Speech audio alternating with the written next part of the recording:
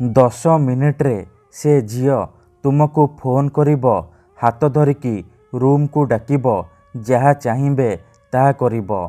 ଚୁପଚାପ ପଢ଼ି ଦିଅନ୍ତୁ ଏହି ଗୋଟିଏ ମନ୍ତ୍ର। ହଁ ଫ୍ରେଣ୍ଡସ୍, ଆଜିର ଏହି ଭିଡ଼ିଓଟିରେ ମୁଁ ଆପଣଙ୍କୁ ଶିଖେଇବି ଏମିତି ଏକ ପ୍ରଚଣ୍ଡ ମହାଶକ୍ତିଶାଳୀ ବଶୀକରଣ ମନ୍ତ୍ର। ଏହି ବଶୀକରଣ ମନ୍ତ୍ରକୁ ଆପଣ ପଢ଼ିବା ମାତ୍ରେ 10 ମିନିଟ୍ରେ ପ୍ରଭାବ ପଡ଼ିବା ଆରମ୍ଭ ହୋଇଯିବ। ବାଧ୍ୟ ହେବ ସେ ନାରୀ ତୁମ ପାଖକୁ ଆସିବା ପାଇଁ, ତୁମର ସବୁ ଇଚ୍ଛା ପୂରଣ କରିବା ପାଇଁ। କେବଳ ରାତିରେ ଶୋଇବା ପୂର୍ବରୁ ଏହି ମନ୍ତ୍ରକୁ ପଢ଼ିବାର ଅଛି। ତାପରେ ଦେଖିବେ ଚମତ୍କାର। ଗ୍ୟାରେଣ୍ଟି ଦେଉଛି ସେ ନାରୀ ତୁମ ପାଖକୁ ଆସିବ, ଯାହା ଚାହିଁବେ ତାହା କରିବ। ଏହି ବଶୀକରଣ ମନ୍ତ୍ର ଏତେ ଶକ୍ତିଶାଳୀ କି କେବଳ 10 ମିନିଟ୍ରେ ପ୍ରଭାବ ପକାଇଥାଏ। ସେ ନାରୀ ରାତିଦିନ ଆପଣଙ୍କ କଥା ଭାବିବ। ଯେପର୍ଯ୍ୟନ୍ତ ଆପଣଙ୍କ ପାଖକୁ ଆସିନି, ଆପଣଙ୍କ ସହିତ ସମ୍ପର୍କ ରଖିନି, ସିଏ ଗୋଟେ ମୁହୂର୍ତ୍ତ ବି ରହିପାରିବନି।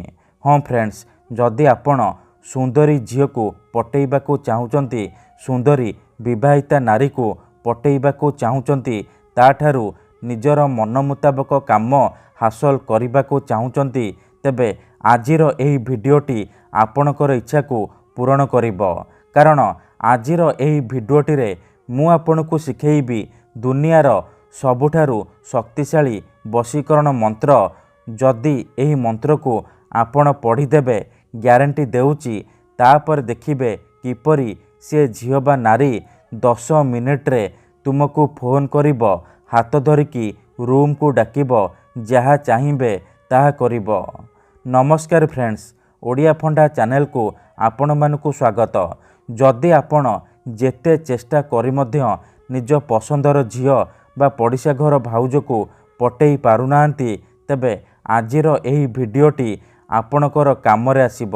ଏହି ମନ୍ତ୍ର ଏତେ ଶକ୍ତିଶାଳୀ କି ଯେଉଁ ଝିଅ ବା ନାରୀ ପାଇଁ ଏହି ମନ୍ତ୍ରକୁ ପାଠ କରିଦେବେ, ସିଏ ସେହି ସମୟଠାରୁ ଆପଣଙ୍କ ଆଡ଼କୁ ଆକର୍ଷିତ ହେବାକୁ ଲାଗିବ।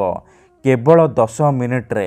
ହଁ ଫ୍ରେଣ୍ଡସ୍, କେବଳ 10 ମିନିଟ୍ରେ ସିଏ ଆପଣଙ୍କୁ ଫୋନ୍ କରିବ, ଘରକୁ ଡାକିବ, ଯାହା ଚାହିଁବେ ତାହା କରିବ। କୌଣସି ପ୍ରକାର ବାଧା ଦେବ ନାହିଁ। ଏହି ବଶୀକରଣକୁ ପ୍ରୟୋଗ କରି ହଜାର ହଜାର ଲୋକମାନେ ଲାଭବାନ ହୋଇଛନ୍ତି। ନିଜ ପସନ୍ଦର ଝିଅ ବା ନାରୀକୁ ପଟେଇ ପାରିଛନ୍ତି, ଆଉ ତାଠାରୁ ନିଜର ମନ ମୁତାବକ କାମ ହାସଲ କରିପାରିଛନ୍ତି। ତେଣୁ ମୋର ଆପଣମାନଙ୍କୁ ଅନୁରୋଧ କି ମନରେ କୌଣସି ଖରାପ ଉଦ୍ଦେଶ୍ୟ କିମ୍ବା କୌଣସି ଖରାପ କାମ ପାଇଁ ଆପଣ ଏହି ବଶୀକରଣକୁ ପ୍ରୟୋଗ କରିବେନି। ଏଥିପାଇଁ ଆପଣଙ୍କୁ ବେଶୀ କିଛି କରିବାକୁ ପଡ଼ିବନି। କେବଳ ମୁଁ ଆପଣଙ୍କୁ ଗୋଟିଏ ମନ୍ତ୍ର କହିବି, ଏହି ମନ୍ତ୍ରକୁ ଆପଣ ରାତିରେ ଶୋଇବା ପୂର୍ବରୁ ପଢ଼ିଦେବେ। ତାପରେ ଦେଖିବେ ଯେଉଁ ଝିଅ ବା ନାରୀ ପାଇଁ ଆପଣ ଏହି ମନ୍ତ୍ରକୁ ପାଠ କରିବେ, ସିଏ ଆପଣଙ୍କ ପାଖକୁ ଆସିବା ପାଇଁ ବାଧ୍ୟ ହେବ।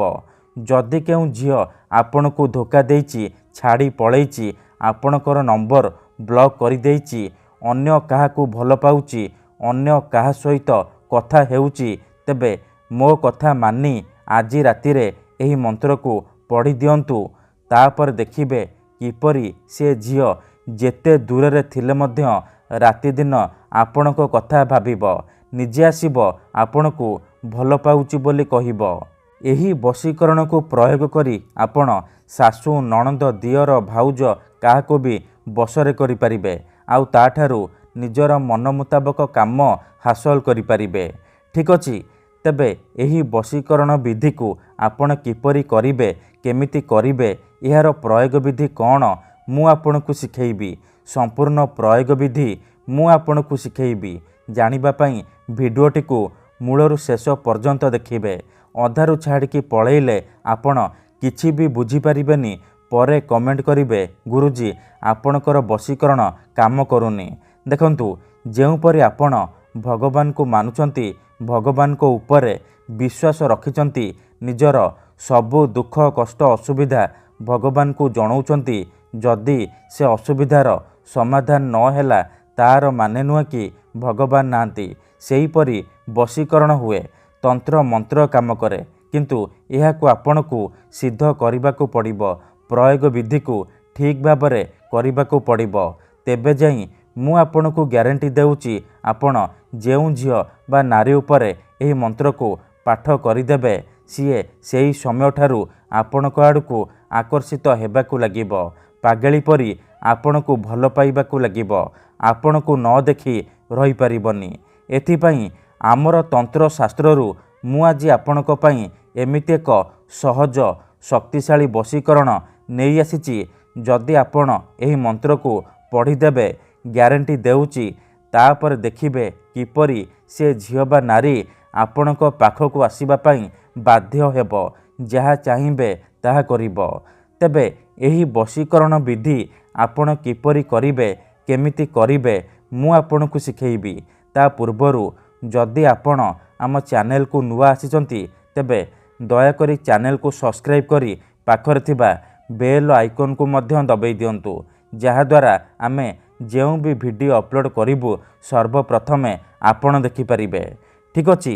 ଯଦି ଆପଣ ଏହି ବଶୀକରଣ କରିବାକୁ ଚାହୁଁଛନ୍ତି ସେ ଝିଅ ବା ନାରୀକୁ ପଟେଇବାକୁ ଚାହୁଁଛନ୍ତି ତାକୁ ନିଜ ବଶରେ କରି ତାଠାରୁ ନିଜର ମନ ମୁତାବକ କାମ ହାସଲ କରିବାକୁ ଚାହୁଁଛନ୍ତି ତେଣୁ ମୋର ଆପଣମାନଙ୍କୁ ଅନୁରୋଧ କି ଆପଣ ଭିଡ଼ିଓଟିକୁ ପୁରା ଶେଷ ପର୍ଯ୍ୟନ୍ତ ଦେଖିବେ।